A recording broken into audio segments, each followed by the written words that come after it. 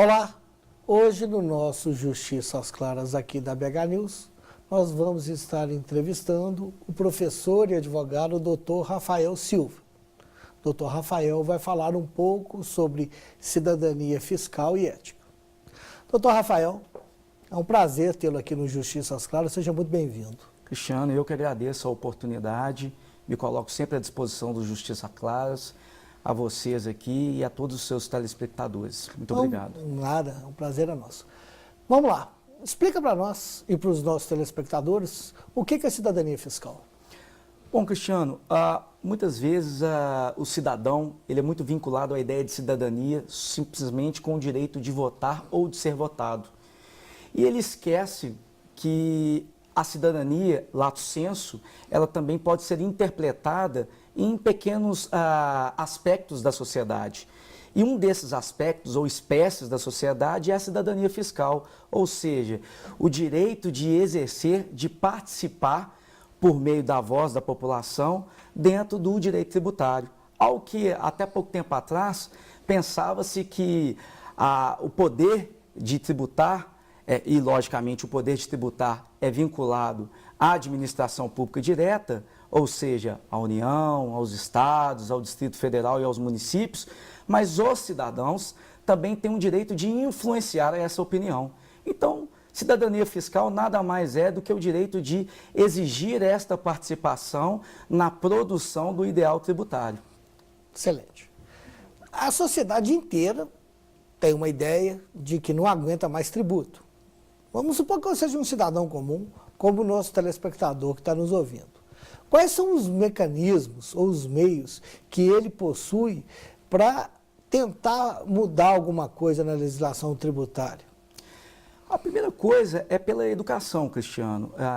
Eu tenho como base primordial que a gente resolve muita coisa com a educação, com a cultura. Então, na minha modesta opinião, eu acho que o ideal seria fomentarmos uma matéria, uma disciplina lá no ensino fundamental, ou talvez estudarmos melhor para que isso seja inserido no ensino médio, para que desde essa base, esse alicerce educacional, esse pequeno estudante, ele possa começar a ter breves noções de cidadania fiscal, como o que são tributos, quais são as espécies de tributos, como que ele pode influenciar na criação desses tributos ou não, qual que é a sua participação, por exemplo, junto à Câmara Municipal dos Vereadores, na proposição de legislações, na participação de audiências públicas e etc. Deixa eu te perguntar uma coisa. Que eu sou um cidadão aqui de Belo Horizonte, nascido e criado aqui. A Câmara Municipal disponibiliza algum mecanismo que eu possa lá e discutir as leis? Você que tem uma experiência muito grande nessa área, porque é isso que o telespectador que está nos ouvindo, imagina que ele queira saber, olha, se eu quiser tentar, a gente aqui no bairro, ir lá na Câmara para abaixar o IPTU. Estou dando um exemplo claro, ilustrativo. Teria como? Esses mecanismos existem? Existem esses mecanismos. É importante que o nosso telespectador, o seu telespectador, o nosso, muito obrigado, que a população no geral tenha ciência disso. Porque não sabe que existe, não? Porque não sabe, exatamente, Cristiano, existe essa possibilidade. Basta que ele acesse o site da Câmara Municipal, da sua comarca, da sua cidade, no nosso caso aqui a Câmara Municipal do município de Belo Horizonte, e ele verifique quais são aqueles vereadores que estão propondo legislações na área, por exemplo, do direito tributário, na área da fiscalização. E a partir de então, eles, junto com a sua comissão de bairros, eles façam abaixo-assinados, façam memorandos, consultas e dê entrada nesses pedidos junto às comissões respectivas da Câmara Municipal. Como se fosse um protocolo? Exatamente, faz um requerimento simples, qualquer cidadão pode fazer, inclusive qualquer cidadão pode requerer o seu direito de participação na audiência pública, pelo prazo regimental, e aí cada Câmara tem a sua legislação e traz o seu prazo regimental. Então isso é muito importante que a população possa se influencie, se engrenhe, se empenhe dentro desse mecanismo social. Isso está disponível no site da PBH? Isso está disponível não no site da PBH, mas no site da Câmara Municipal.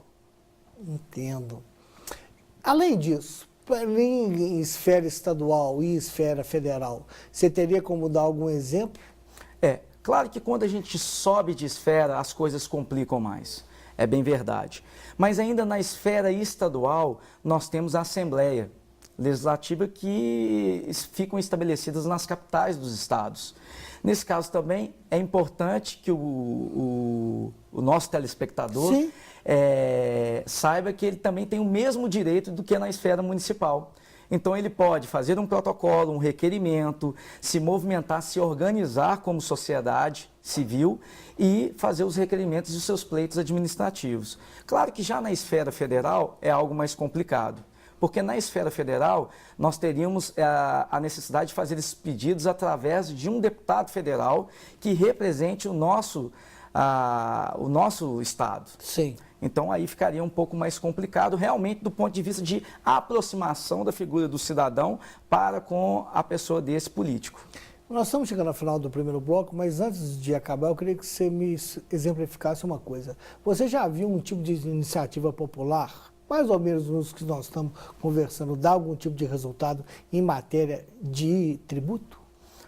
Bom, Cristiano, nós tivemos há mais ou menos uns 10 anos, aqui no município de Belo Horizonte, um movimento onde foram feitas as revisões das alíquotas e das bases de cálculos, das bases de cálculo dos IPTUs de diversos moradores, de diversas áreas, principalmente da área da região, dos bairros que estão localizados na região Centro-Sul. Sim. E nesse caso foram feitos movimentos, moradores daqueles bairros, foram feitos movimentos de bairros e eles foram fazer esses pleitos e eles conseguiram, junto, ora na justiça, junto, ora a bancada na qual eles defendiam aqueles movimentos nos quais eles pleiteavam, o sobrestamento, a suspensão e a rediscussão dessa questão. Mais recentemente também nós tivemos um problema voltado à alíquota do ITBI no município de Belo Horizonte, questão muito emblemática que foi tratada inclusive na Corte Especial do Tribunal de Justiça de Minas Gerais. Mas antes de chegar no Tribunal de Justiça de Minas Gerais, nós tivemos um movimento muito profícuo, entendo eu, da população, principalmente nessa época onde todo mundo está buscando aí encurtar custos. Exatamente. Pessoal, nós vamos fazer um pequeno intervalo e já voltamos com o Justiça às Claras. É só um minuto.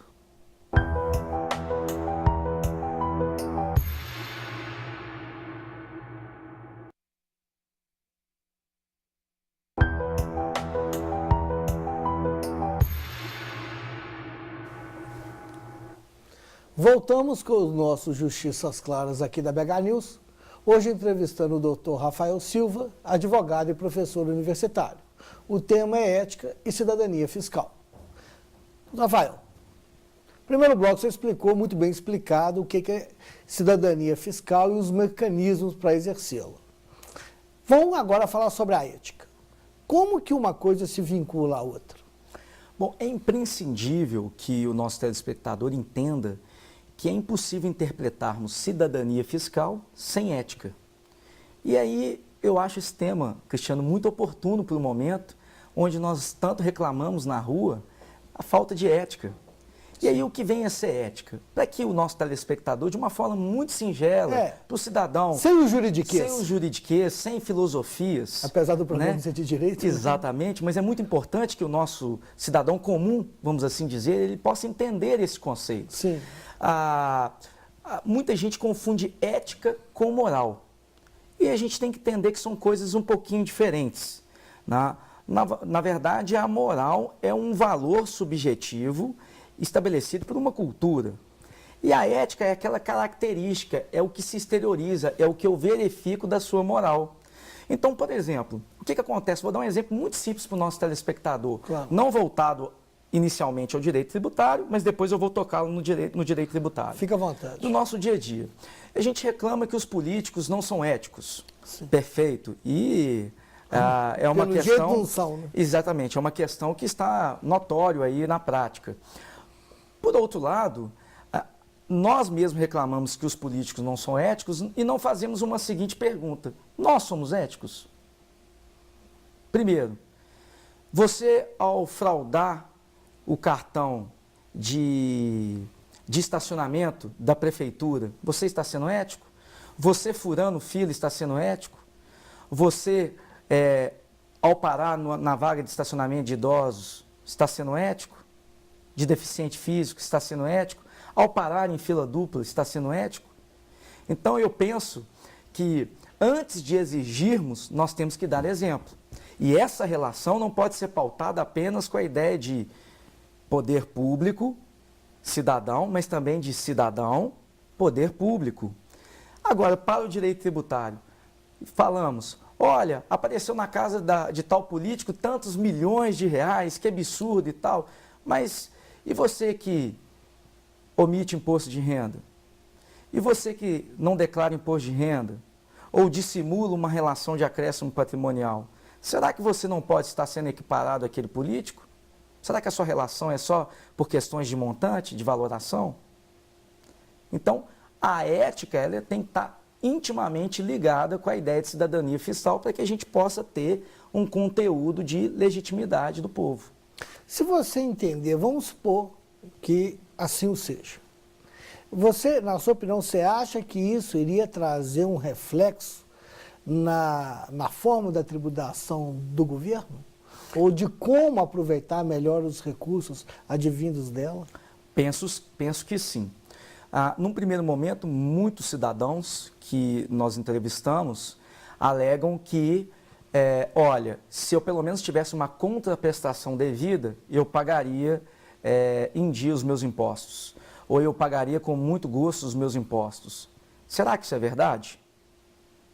É claro que a gente demandaria aqui uma pesquisa muito maior para isso. Por outro lado, você também tem que se fazer uma outra pergunta.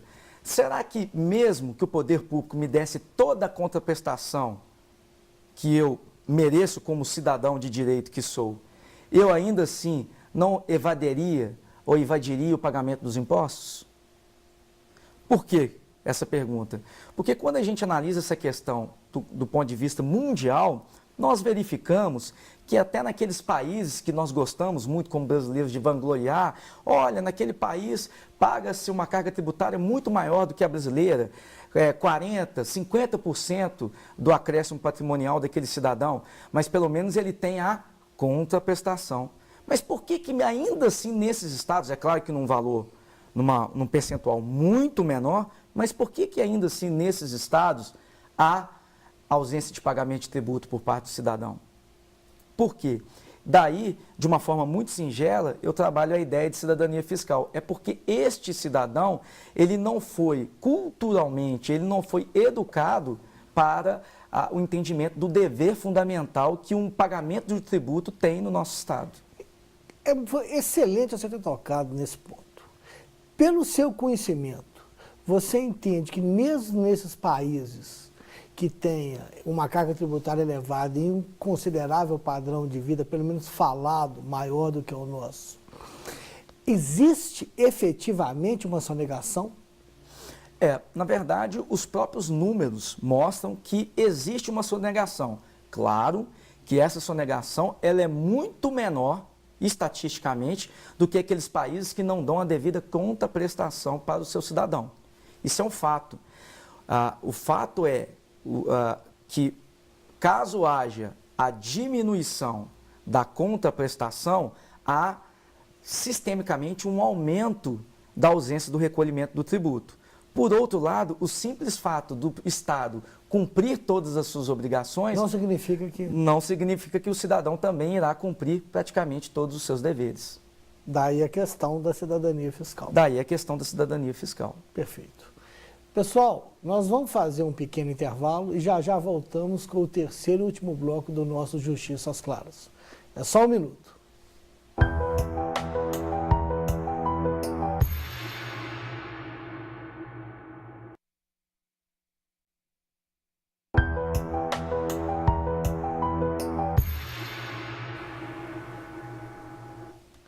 Voltamos com o terceiro e último bloco do nosso Justiça às Claras, hoje com o advogado e professor universitário Dr. Rafael Silva. O tema, cidadania fiscal e ética. Rafael, Eu deixei para o terceiro bloco a questão mais polêmica e a que mais me agrada na nossa entrevista de hoje. Como entender a cidadania fiscal e a ética dentro do quadro com que o Brasil está vivendo hoje? Bom, Cristiano, é uma questão realmente que envolve diversos pontos, uma questão muito polêmica, mas fruto do que nós estamos vivendo hoje é a ausência, é o pagamento da ausência da educação que o Estado deixou de dar ao nosso povo. Educação não no sentido de bons costumes, como nós estávamos falando aqui agora há pouco, mas educação no sentido de conhecimento e acepção dos valores fundamentais que nós temos como cidadãos para não só exigir os nossos direitos, mas também para conhecer os nossos deveres. O grande problema, Cristiano, e também que fique claro para o nosso telespectador, é que nós, como cidadãos, não temos apenas direitos. Isso é um grande problema que a nossa Constituição Federal de 1988, muito bonita, muito principiológica, valorativa, mas que ela relegou um grande malefício, porque ela trouxe a simples ideia, ou ela trouxe o ledo engano para a população, que a população apenas tem direito de exigir, exigir, exigir, e a contraprestação. Porque a contraprestação não é apenas do Estado, mas a contraprestação também é do cidadão. O cidadão tem direitos, mas esses direitos também eles vêm alinhados e amparados com os seus deveres. E um desses deveres é o dever fundamental de pagamento de tributos. Claro que eu não defendo aqui, Cristiano, que nós paguemos tributos a qualquer custo, que nós paguemos tributos sem analisar ou exigir perante o Poder Judiciário a nossa contraprestação dos nossos políticos, ou que nós possamos discutir uma questão de ilegalidade ou abusividade.